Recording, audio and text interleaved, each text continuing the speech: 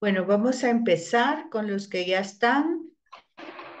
Y estaba viendo el tema de los cuatro cantos que tenían que hacer un poquito, pues tal vez no tanto la interpretación. La interpretación, como dijimos, está en las notas de pie de página.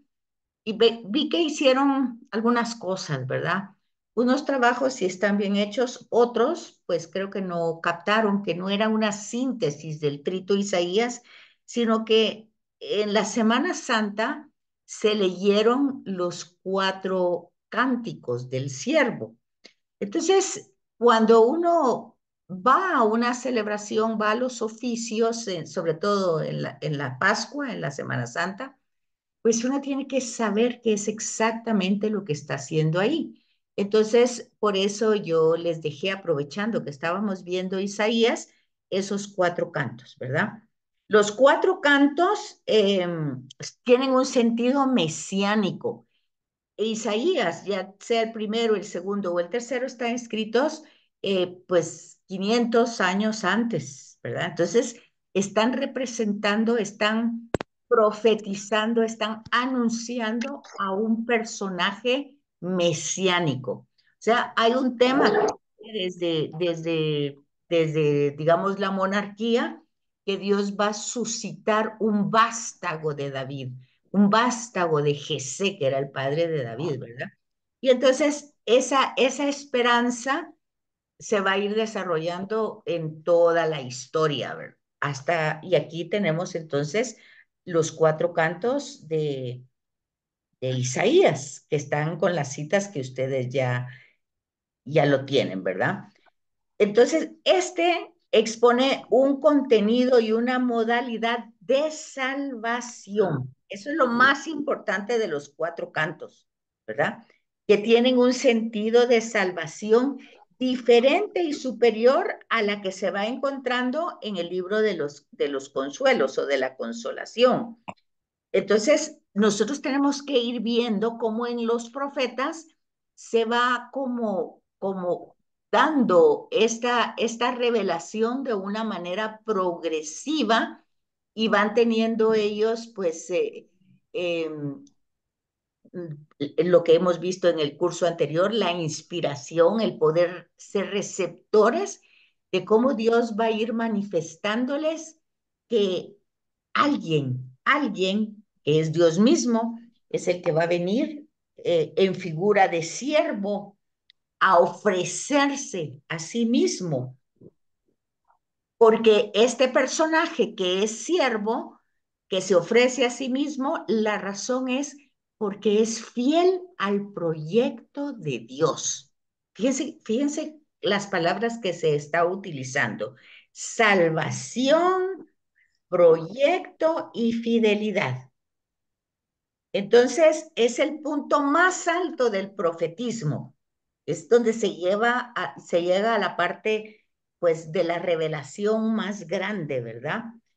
Porque la figura del siervo que se ofrece a sí mismo es fiel al proyecto que Dios vino revelando desde el principio, desde cuando ustedes preguntaron por el protoevangelio de Génesis 3, ese anuncio que se ha venido dando desde el principio va teniendo una luz más especial, más fuerte, más clara, y de alguna manera, fíjense que esto es sumamente importante, de alguna manera el problema del dolor del inocente contiene un gran valor mesiánico y sobre todo cristológico, porque las primeras comunidades vieron en estos cuatro cantos verdaderamente el sentido de la misión de Jesús. O sea, lo que pasa es que aquí nosotros tenemos que entender que la pasión, la muerte y la resurrección de Jesús formaban parte de su misión. Y entonces no hay que olvidar lo que estamos diciendo anteriormente, ¿verdad? Que Jesús es fiel a su misión desde que empieza en el bautismo obviamente como ser humano, se va dando cuenta que este proyecto no lo lleva a nada bien. Si ustedes leen el Evangelio de Marcos así de corrido, sin leer notas de pie de página, sino se toman la molestia de leerlo de corrido desde el principio hasta el final, que es poquito, son 16 capítulos y se leen más o menos en hora y media. Si ustedes lo leen de corrido, se van a dar cuenta que desde el primer capítulo, pues ya Jesús lo quieren matar. Entonces, no es una cuestión que Jesús adivinara o que porque era Dios, si es un hombre que se está dando cuenta que lo que él está haciendo no lo va a llevar al éxito ni, sino al contrario, desde el principio. Y si ustedes ven Lucas, pues él empieza su anuncio de su ministerio en Nazaret. Y ustedes se van a dar cuenta que inmediatamente cuando él utiliza la cita de Isaías y se la aplica, porque él dice, esto se ha cumplido hoy, y entonces la gente primero se emocionan y luego Jesús les aclara un poco y les dice, bueno, ustedes dirán, pues médico, cúrate a ti mismo, ¿por qué no vas a hacer las cosas que has hecho en otro lado aquí? Y entonces dice, pero acuérdense y pone el ejemplo, ¿verdad? Que en el tiempo de Elías y en el tiempo de Eliseo, pues eran paganos los que recibieron, pues uno la curación y el otro, pues la sanación, ¿verdad? Los dos. Entonces, cuando Jesús dice eso, sus contemporáneos, sus nativos de Nazaret, ya lo quieren pues tirar en un barranco y lo quieren matar, obviamente, ¿verdad? Entonces, los sinópticos desde el principio van a hacer ver que desde que Jesús inicia su ministerio, ya tiene problemas, ¿verdad? Y los problemas son serios. Entonces, es importante darse cuenta que las primeras comunidades ven van entendiendo y, por ejemplo, los caminantes de Maús, ya en el tema de la resurrección, pues Jesús les dice, las escrituras hablan de mí. Entonces, ¿cómo ellos van a ir construyendo el ministerio de Jesús y lo van a ir entendiendo? Pues obviamente cuando Jesús le dice a los caminantes de Maús, las escrituras hablan de mí, pues no hay evangelios, ¿verdad? No hay evangelios escritos. No hay cartas de Pablo, no hay nada del Nuevo Testamento. Las escrituras es la Torá, lo que tenía Jesús en su tiempo, lo que leía, lo que reflexionaba, que obviamente es lo que hoy nosotros llamamos Antiguo Testamento, ¿verdad? Entonces, cuando dice, las escrituras hablan de mí, pues es eso, es eso. Y cuando Pablo dice, toda escritura fue hecha para dirigir, orientar, está hablando también de que no hay nada escrito. Lo primero que empieza a escribirse del Nuevo Testamento son las cartas de Pablo, ni siquiera son los evangelios. Entonces, nosotros tenemos que fijarnos que quién es el siervo de Isaías. Pues puede ser una colectividad. De hecho, por ejemplo, vamos a encontrar en el Antiguo Testamento los anahuim. Los anahuim eran los pobres de espíritu. Fíjense que esa palabra también hay que comprenderla, porque pobre de espíritu, ¿quién es?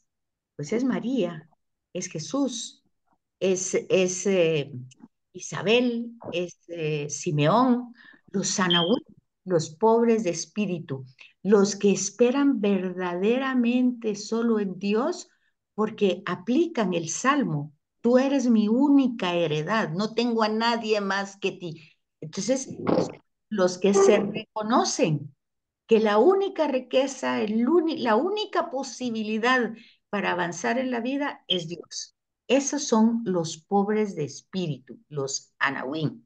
Entonces, aquí puede haber, por ejemplo, una colectividad, un grupo que esperaba justamente esa venida del Mesías porque que no tenían más recursos, más que viniera, ¿verdad? Puede ser una persona singular y se puede interpretar como, como alguien que lo va a asumir, pero en el Antiguo Testamento no encontramos a esa primera persona. Entonces, ustedes más o menos tenían que ver la interpretación de cada canto. Entonces, el primer canto que está presentado en dos oráculos, he aquí mi siervo, ¿verdad? Entonces se está presentando.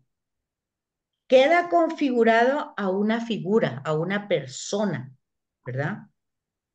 Objeto del agrado divino. O sea, acuérdense ustedes que aquí tienen que conectar con el bautismo y con la transfiguración. Este es mi hijo amado, en quien he puesto mi complacencia en el bautismo y escúchenlo en la transfiguración. Entonces vamos viendo que este personaje es objeto del agrado divino.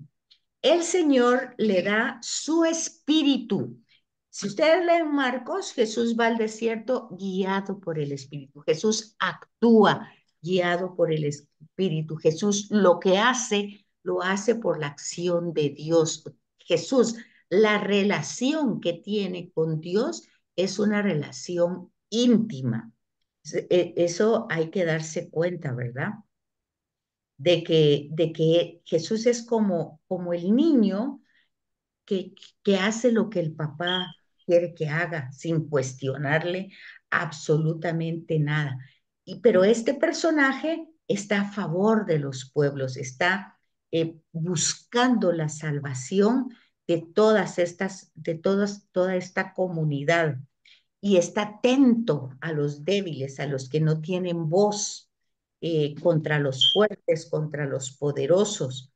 Y entonces su misión la ha recibido, es una misión que ha recibido, pero hay un tema importante que hay que notar aquí, que cuando se da una misión, cuando Dios da una misión, Dios dice, yo estaré contigo, tú no te preocupes, no tengas miedo, yo estaré contigo hasta el final.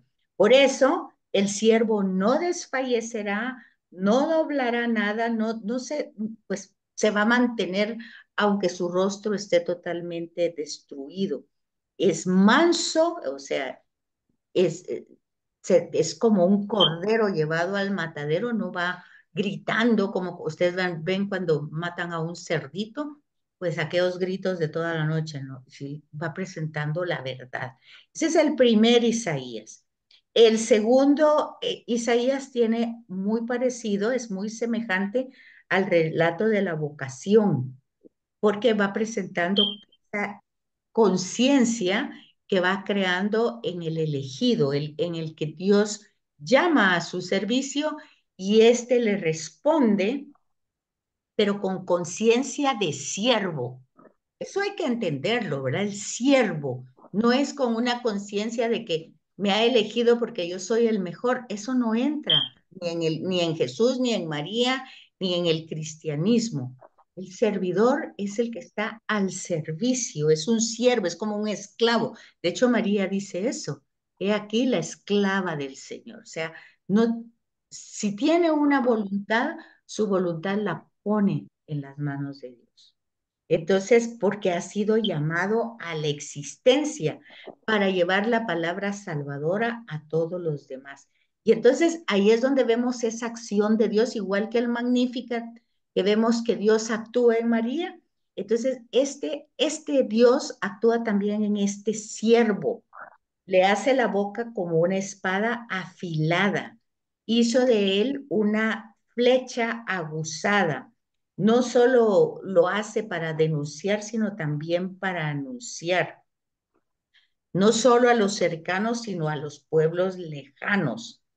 Y aparece una desilusión, un desánimo, pero no en el siervo, porque el siervo se da cuenta que sus esfuerzos son inútiles. En balde me he fatigado, inútilmente y en vano he gastado mis fuerzas, porque toda mi destino, toda mi misión estaba en manos de ese ser que me ha llamado.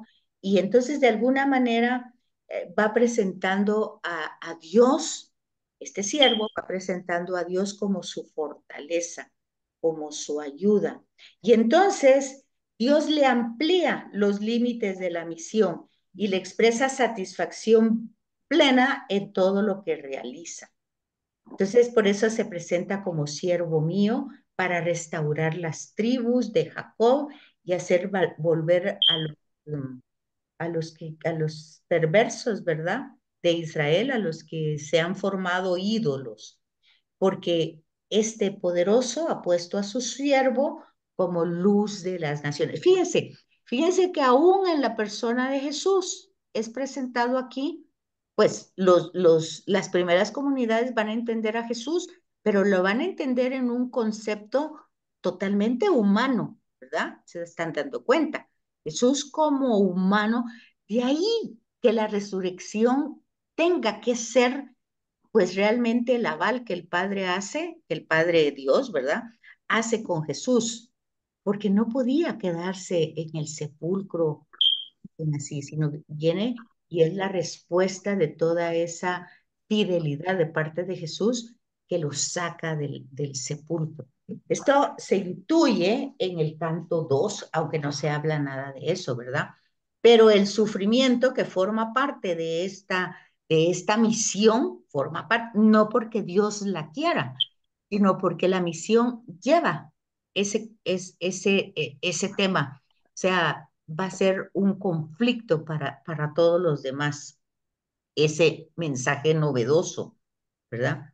Y entonces ahí ya va entrando el tercer canto en el que se presenta solo un monólogo, presentando solo como la sabiduría de Dios, cómo ha aprendido a compartir la situación del que está oprimido. Fíjense, una cosa importantísima, cuando nosotros hablamos de que que Jesús hace milagros, sana, pero fíjense, Jesús no es leproso. Sin embargo, en su pasión, todo su cuerpo está totalmente destruido hasta su cara, ¿verdad? No es ciego, pero de todos los golpes y todo, y con tanta sangre no puede ver. Su rostro, dice el cántico, ha sido totalmente destruido a tal punto que la gente que lo ve voltea la cara porque se ve como desecho de hombre, como que se ve a un leproso, ¿verdad? No es paralítico, pero le clavan los pies. No tiene la mano tuida, pero le clavan las manos. Entonces vemos que cada liberación que hizo de los personajes, él asume. Y al asumirla, pues, pues paga el precio, ¿verdad? Sé que el milagro no es una cosa así regalada. Alguien tiene que asumir el perdón, lo asume alguien, ¿verdad? No es solamente una cosa que, ay, yo te perdono y ahí se quedó. No, lleva. Y luego, si se juntó con gente marginada, con ladrones, con marginados, pues él muere al lado de gente marginada, de ladrones y fuera del pueblo. Entonces, todo lo que él hizo luego es asumido no solo externamente, sino viviéndolo. Eso es muy importante, ¿verdad? Darse cuenta de que aquí el profeta no está hablando de un personaje como Harry Potter todopoderoso que puede hacer magia, sino que cada gesto, cada palabra, cada acto liberador fue asumido, fue tomado no fue cargado, así como una mochila, no, fue tragado, como que se traga una píldora, ¿verdad? Es importante que entender esto en el profeta, porque aquí presenta igual que todos los oprimidos, cómo él se ha relacionado con todo el sufrimiento humano y dice, he ofrecido mi espalda a los que me golpeaban, mi mejilla a quienes me arrancaban la barba. No he ocultado mi rostro a los que me daban salivazos y afrentas. Entonces aquí vemos el rostro desfigurado. Era considerado en la mentalidad de aquel tiempo como el abandono de Dios. Entonces era considerado abandonado de Dios. Entonces, consecuencia de todo lo que él ha asumido. ¿Qué fue lo que asumió al final? El pecado, ¿verdad? Todo el pecado. ¿Sí, Rita? ¿Sí, Rita? Y, sí, perdón, es que tenía mi micrófono apagado. Em, le- eh, con lo que usted acaba de decir hace unos minutos, nunca había escuchado yo lo que usted dijo, que, o sea, que si era tuido, que si tenía lepra, o sea, todo lo que él realizó durante su vida, él lo pagó, o sea, tuvo un costo, Lo asumió. lo asumió. Eso quiere decir que cuando nosotros le pedimos algo a nuestro Señor y nos lo concede, Él ya lo asumió. Bueno, de hecho, él ya asumió el perdón de nuestros pecados, o sea, él ya asumió eso. Lo que nosotros tenemos que darnos cuenta es si nosotros somos coherentes con eso que él hizo. O sea, él ya lo Es, hizo, él ya lo hizo. es- ajá, es que nunca había escuchado yo esa comparación que usted hizo. O sea, el paralítico, a él le clavaron sus piernas. El leproso, a él le desfiguraron su cuerpo. Nunca había escuchado yo esa, esa comparación entre una cosa, entre lo que él hizo o sea, los milagros que él realizó.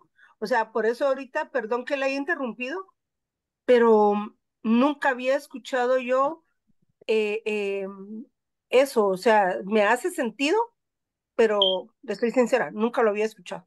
Pero está en el libro de ustedes, o sea, yo estoy leyendo la página 152 y 53 del trabajo, pues se supone que ustedes tienen ese libro y esos cuatro cánticos están ahí. Y entonces están, justamente dice, textos mesiánicos, los cantos del siervo del Señor. Y entonces ahí están. Lo que yo no sé si son las mismas páginas, porque no sé cuál es la edición, pero yo les estoy leyendo. Y les estoy leyendo para que ustedes se den cuenta, porque una cosa que me he dado cuenta, yo no sé si lo que ustedes escriben en los trabajos, ustedes lo entienden, porque casi lo miro literal con el que lo copian. Por eso es que les estoy leyendo yo y explicándoles, porque eso está en el libro, no es que yo lo esté inventando. Entonces, aquí dice incluso en el otro párrafo, el desarrollo homogéneo del contenido y del lenguaje de los cuatro cánticos, caracterizados por expresiones idénticas, encuentra apoyo en el notable argumento literario. Los cantos interrumpen el contexto, surgiendo como intersecciones de capítulos ya formados. Quiere decir esto de que los cantos se introducen dentro del contenido de Isaías, ¿verdad? Y dice, el primer canto rompe con la narración sobre la inutilidad de los ídolos, porque los ídolos nunca van a asumir su pecado, sus padeceres. En cambio, Jesús lo está haciendo, que reaparece luego en el capítulo 42:8, donde dice, yo soy el Señor, este es mi nombre, no daré mi gloria a otro ni mi alabanza a los ídolos. O sea, Jesús, Dios aquí está a favor de una persona, no de una idea. Ídolo viene de ideas, ¿verdad? Ideas que nosotros hacemos en la cabeza. El segundo canto se divide en dos el tema del nuevo éxodo, hace reaparecer nuevamente la salida, ¿verdad?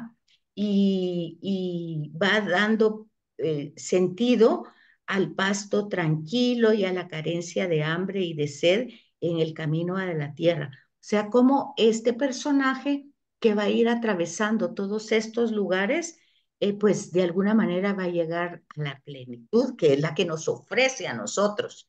Porque Jesús no solo nos ofrece la salvación en el sentido de la vida eterna, sino que es simplemente llevar todo el proceso de la vida para luego, como decía la pregunta de catecismo cuando hicimos la primera comunión, ¿verdad? Conocer, amar y servir a Dios en esta vida y gozar de Él eternamente. Entonces, aquí es el tema de la resurrección, no es solo como que Jesús resucitó, sino que luego a nosotros, como dice las cartas de Pedro y Pablo, ¿verdad? Que dice que así como con Él morimos, con Él resucitamos. Y el tercer canto interrumpe esta sección con una evocación a los adversarios, ¿verdad?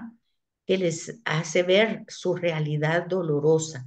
Y el cuarto es la extensión de todos los demás, que por qué les ha pasado en la vida sufrir tanto, pues a las personas, ¿verdad? Porque realmente se cierran al mensaje, al amor de Dios y quieren seguir sus propias interpretaciones. Entonces dice que la lectura hace de los cuatro cantos una lectura unitaria y lleva a descubrir algo muy importante, que es, eh, permítanme que creo que ay, perdón, se me cayó el libro. Eh, La lectura unitaria de los cantos lleva a descubrir en ellos una persona singular, cuya identificación, sin embargo, no es acorde a los estudiosos, pues porque no se sabe de quién está hablando de Isaías, ¿verdad? Lo que sí se sabe es que cuando las primeras comunidades leyeron esto, inmediatamente por la forma como Jesús termina su misión, lo identifican claramente con el siervo sufriente. Entonces, ya habla más adelante que es probable que los cantos describan un personaje, ¿verdad? O al mismo Israel, o posiblemente, tal vez, más adelante Jeremías. Pero lo que sí podemos asegurar es que a quién se refería Isaías, pues no lo sabemos. Pero que las primeras comunidades, cuando leyeron esto, identificaron todo la misión y el final de la misión de Jesús con este personaje. Y de hecho, la liturgia, pues lo utiliza justamente en la semana de la Semana Santa, ¿verdad? Y en el Tríodo Pascual. El Viernes Santo se lee el cuarto canto. El domingo, lunes y martes se va leyendo el primero, segundo y tercero, el cuarto el Viernes Santo, ¿verdad? Porque el jueves, pues, se lee la cena del Señor y el lavado de los pies. Bueno, eso solo para que ustedes un poquito la idea de lo que realmente tenían que hacer. Ahora, en lo que se refiere al trabajo, que yo no sé cómo estamos de tiempo, quiero ver. Todavía tenemos un ratito, ¿verdad? Tenemos como 10 minutos. Entonces, para que veamos en la introducción de este mismo libro que ustedes tienen, están las preguntas que les hago hoy para Isaías, que nosotros tenemos que distinguir en los tres Isaías la razón por qué está dividido en tres partes, por qué ese rollo se dividió en primer Isaías, segundo Isaías y tercer Isaías, aunque el libro es un solo Isaías. Entonces, la primera pregunta era que distinguir, bueno, primero los motivos históricos que hacen que así sea presentado el libro de Isaías. Luego, la forma literaria que nos va a descubrir distintos momentos. Y luego el tema teológico. Entonces, en esta hoja dice, se lo leo literalmente y ustedes pueden tomar nota para las preguntas que le dicen. El primer Isaías refleja los acontecimientos, usted está hablando de motivos históricos, los acontecimientos del siglo 8 antes de Cristo, con la presencia de los asirios. ¿Sí, Roberto? Disculpe, licenciada, ¿usted dónde fue algún libro de texto donde estuviera esto? Claro, yo se los mandé, Ese pero libro, desde el principio del curso, Roberto, desde el principio yo les mandé el material que íbamos a utilizar. es introducción al Antiguo Testamento Sí, es de Álvaro, introducción ¿verdad? al Antiguo Testamento, libros proféticos. Ese es. Sí, gracias, licenciado. Ok. Entonces, aquí tienen ustedes el primer Isaías, refleja los acontecimientos del dominio asirio. Estamos hablando del momento histórico. Hay un relativo bienestar económico, la figura central es del rey, la vida socio-religiosa va muy bien, se va desarrollando, el templo está en su auge, el bienestar económico era la parte de seguridad de toda la gente, y entonces se van volviendo arrogantes, ¿verdad? Pero también hay contrastes entre los ricos, muy ricos, y los pobres, muy pobres, ¿verdad? Entonces, son los necesitados y la indiferencia entre estos muy bien en sus estados económicos sobre las necesidades del otro. Esa es la parte histórica del primer Isaías. El segundo Isaías habla de los acontecimientos, fíjense, a mitad del siglo VI. El primero es siglo VIII y este es siglo VI antes de Cristo. Menciona el surgimiento de un ungido del Señor. Parece que se trata de Ciro. Ciro es el que los regresa de Persa, ¿verdad? Ciro de Persia, con el que tendrá lugar el paso de los babilonios, que es los que se habían llevado al exilio, y luego los persas, que los regresan a su tierra. Se considera la dinastía de David una realidad del pasado. Y entonces, como muy triste porque se ha ido desapareciendo, el reino se ha dividido y ya no viene todo ese desarrollo desde David. Pero entonces empieza entre esos temores una esperanza, ¿verdad? La del Mesías, entre temores, incredulidades, rebeliones, indiferencias religiosas y el pueblo cediendo a la idolatría porque han perdido el sentido de la esperanza. Entonces viene el anuncio, ¿verdad? Del Mesías. Y el tercer Isaías encuentra su colocación a partir del edicto de Ciro, o sea, ya finales, ya cuando regresaron, que permitió el retorno de los exiliados a su propia tierra y prolonga su narración alrededor de ese siglo que es prácticamente el siglo V, dejando entrar los roces entre los exiliados, quien habían permanecido en Judá y los que regresan. Obviamente se dan esos dos pues, conflictos. Y la religiosidad, imagínense, pasaron 70 años en Babilonia, aquellos, pues ya los que regresaron no fueron los mismos que se fueron. Traen una religión pues ya muy babilónica, muy idolátrica. Y mientras que los que se quedaron en Palestina con Jeremías, pues todavía tenían el sentido original. Entonces se van a ir complicando esas realidades y para ajustes no hay templo, ¿verdad? Ese es desde el punto de vista histórico. Luego hay que ver el punto de vista del lenguaje. El primer Isaías es conciso, punzante, polémico, amenazante, oigan bien, en gran parte, porque les estás queriendo hacer reaccionar a una situación que van a vivir más adelante y no le hacen caso. El segundo Isaías es apasionado, solemne, sapiencial, con una gran variedad de géneros literarios y muy amplios, y los enlaza uno con otro, aunque lo hace con pequeños párrafos o separados, ¿verdad? Pero van creando una unidad. Y el tercero, Isaías, es más poético, se comprende más fácil, eso en cuanto al lenguaje. Y si nos fijamos en el tema teológico, el primero es, va dando como juicios lo que le va a pasar si no hacen a los habitantes, ¿verdad? Eh, Sin embargo, siempre está anunciando la salvación. Nunca, aunque se hable de castigo y de venganza de parte de Dios, siempre termina con el tema de la misericordia y la salvación.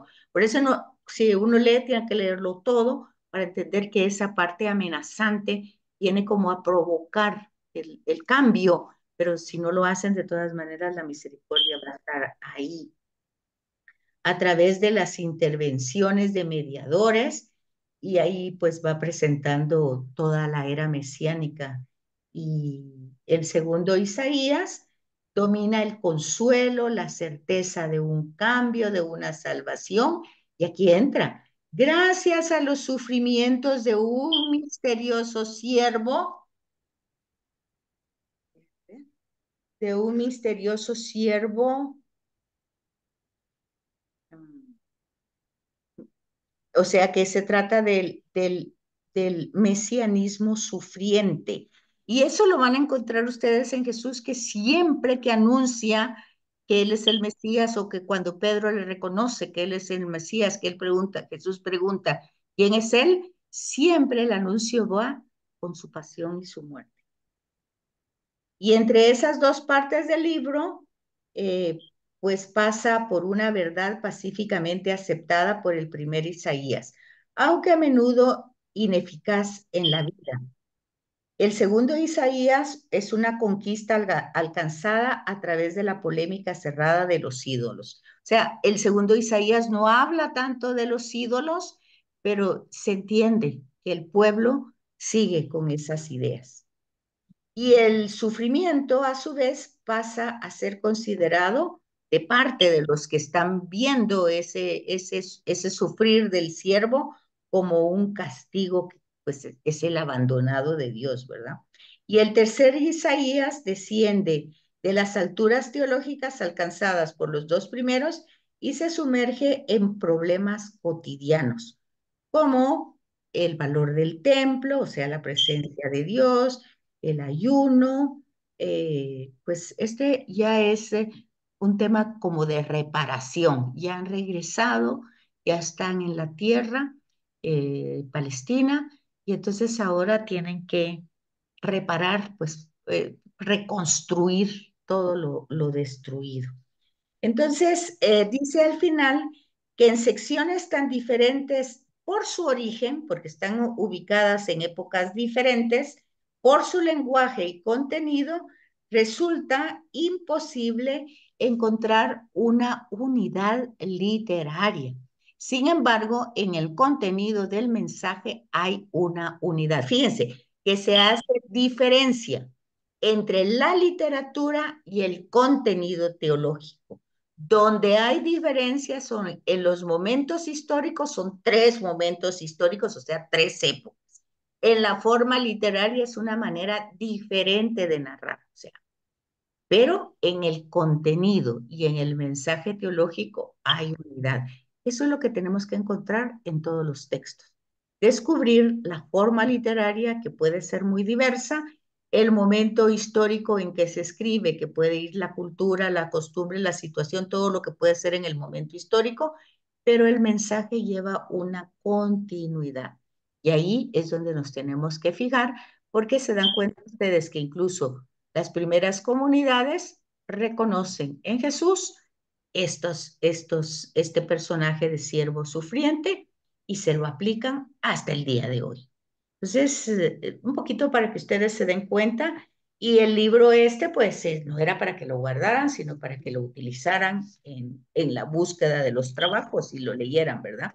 Así es que tanto el trabajo de ahora como el de antes de la Semana Santa, pues aquí lo tenían en ese libro. Sí, Rita. Ya tengo mi micrófono. Tengo una duda, tengo abierto la tarea Ujú, y tengo dudas sobre la pregunta número 3. Dice, si nos fijamos en los motivos teológicos, ujú. tenemos que no le entiendo la pregunta. Se los acabo de leer, es lo que les acabo de leer, el motivo Son los, teológico. Se los acabo de leer. ah, son los motivos teológicos de cada parte de cada libro. O sea, no, por ejemplo, bueno, estamos hablando de Isaías. Isaías es un solo libro que está dividido en tres partes. Entonces, empieza la primera pregunta, lo primero que dice ahí es que hay que fijarse por qué razón se dividió en tres partes. Entonces, eso es lo primero que les puse en la tarea. Entonces, ustedes se fijan y ahí explican, bueno, la parte histórica en primer lugar, porque está colocado en épocas diferentes. El lenguaje es totalmente distinto, y ya les leí cómo es el del primero, el del segundo y el tercero, y el mensaje teológico va creando una unidad. Porque aunque en el primero el lenguaje, pues esta vez es un poco amenazador, siempre termina con una palabra consoladora de salvación. En el segundo presenta al siervo doliente, que va a ser un personaje que va a asumir todo el dolor. Entonces encontramos unidad entre el primero y el segundo. Y el tercero, pues es algo más, pues dice, de que provoca a la asistencia, a dejar a los ídolos, a tomar más en cuenta la Torá, a ser más fieles con Dios, a reconocer el templo, la oración, el ayuno, la limosna. Se los acabo de leer. Prácticamente les hice el trabajo ya leyéndolo porque ya me di cuenta que no leen el libro. Eso es lo único del trabajo para la otra semana, lo que les acabo de leer, que aquí estaba, pues ya les había dicho en qué páginas, pero no sé qué edición es la que yo les pasé la vez pasada, entonces no sé si son las mismas páginas, pero es la introducción del escrito Isaías. Ahí Ok, está. gracias.